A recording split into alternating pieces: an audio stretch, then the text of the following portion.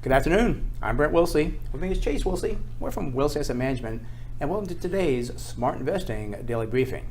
Well, you may or may not have heard about the banks completing a stress test. Now, you may not know what this is and know some of the verbiage, so we thought we'd share with you today what this means and some of the rules and parameters around it.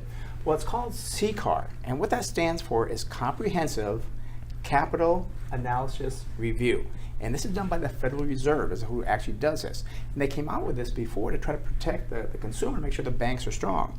Well, what the rules are, and they came out with this in 2012, saying if equities would have dropped 50%, housing dropped 21%, and unemployment hit 13%, the banks need to stay in business. They need to have the capital to maintain those type of levels, and that's why they came up with these stress tests to make sure they can handle these very difficult times. Yeah, I'm going to stick to stress test instead of the full CCAR. I think it's a little faster there, but 30 banks did end up passing this stress test, and 3 did not. Now, 2 of them were foreign banks that do business in the U.S. They were Deutsche Bank from Germany, and also, forgive me for my wording Spanish here, but I believe it's Banco Santander from Spain. And then the third one that didn't fully pass was Morgan Stanley. They passed on a conditional basis. They have to make some revisions by the end of the year to fully pass.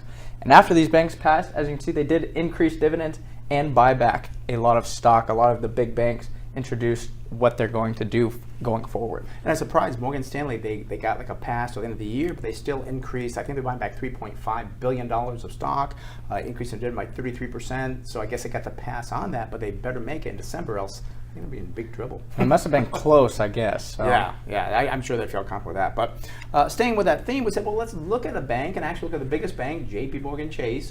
The current price around 62. 52-week high is $70.61, the low 50. As interest rates go down, the banks generally don't do as well. As rates go up, they generally do well. And you kind of see here from 2012 how they've come up, hit a high of about 70 over here. Now again down around 61, 62. So let's look at the numbers on JPMorgan Chase to see if it is a good buy for your portfolio. Now, one thing we did notice that in the stress test, the CCAR, $10.6 billion stock buyback. That's the largest of all the major banks. And they're doing okay with the decline in interest rates.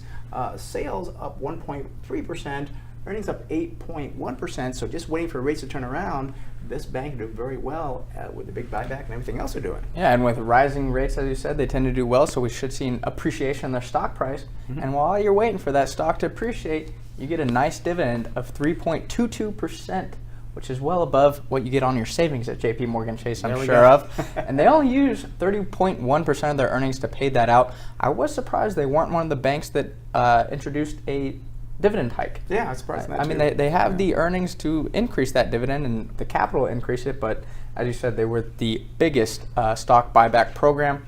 Getting our target sell price going forward in December 2017, estimated earnings per share on a GAAP basis are $6.41. Here's our target sell price, $105.77. So while I like the name Chase, I also like the stock Chase as well. All righty. Well, there you go. There you have it for what's going on with the banks, and a good, I think, a good buy for you as well. But do your own research first. So with that said, let me ask you how you're doing on your performance or your portfolio, your money. Maybe you're just not happy with the current advisor, not doing very well. We get a lot of calls from people saying, I've been with my advisor for 5 years. I made no money. Not a good thing to have. So that's why we've been managing money successfully for over 30 years here at Wilsey Asset Management. And maybe it's time for you to give us a call here. Our phone number here, 858-546-4306. And if you've missed any previous Smart Investing Daily Briefings, go to our website, smartinvesting2000.com.